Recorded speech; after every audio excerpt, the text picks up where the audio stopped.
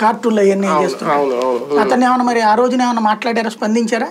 లేదు. అతని పేరేంది, నందిగం సురేష్, చెవిరెడ్డి భాస్కర్ రెడ్డి ఇలా కొట్టినప్పుడు ఎప్పుడైనా స్పందించారా? ఇప్పుడు తెలుగుదేశం వాళ్ళది ఏదన్నా అనగానే ఏమని స్పందిస్తున్నారు కదా.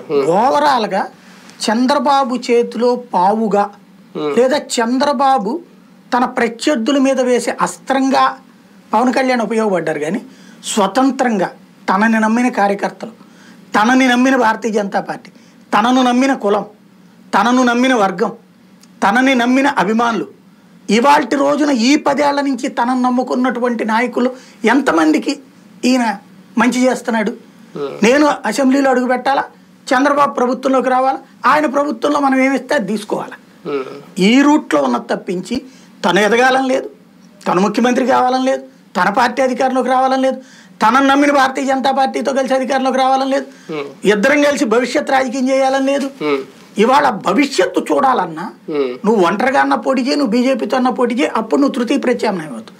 ఓ ప్రాంతీయ పార్టీ ఇంకో ప్రాంతీయ పార్టీతో పొత్తు పెట్టుకుని ఇంకో ప్రాంతీయ పార్టీని ఓడించాలంటే రేపు పొద్దున్న నీ బతికేంది, నీ పార్టీ బ్రతికేంది? కానీ తెలుగుదేశం జనసేన రెండు పార్టీల్లో కూడా ఈ పొత్తుని వ్యతిరేకించే క్యాడర్ లేదా, అంటే రెండు పార్టీల్లో రేపొద్దున్న ఎంతవరకు ఎండ్ ఆఫ్ ది డే వరకు పోలింగ్ వరకు వెళ్ళగలుగుతాయి? మధ్యలో ఏమన్నా పొత్తు చెడే ప్రమాదం ఏమైనా కనిపిస్తుందా? పొత్తు ఏం చెడదండి, చివరికి 5 ఇచ్చినా సరే పొత్తు ఉంటుంది. హర్రామ జోగే లాంటి వాళ్ళు రాస్తున్న లేఖలు, ఆయన ఇస్తున్నది అది దాన్ని పెద్ద కౌంట్ లోకి తీసుకోరా? ఎప్పుడన్నా మనలాంటి వాళ్ళు వీడియో చేయాలంటే ఎవరు పట్టించుకుంటున్నారు?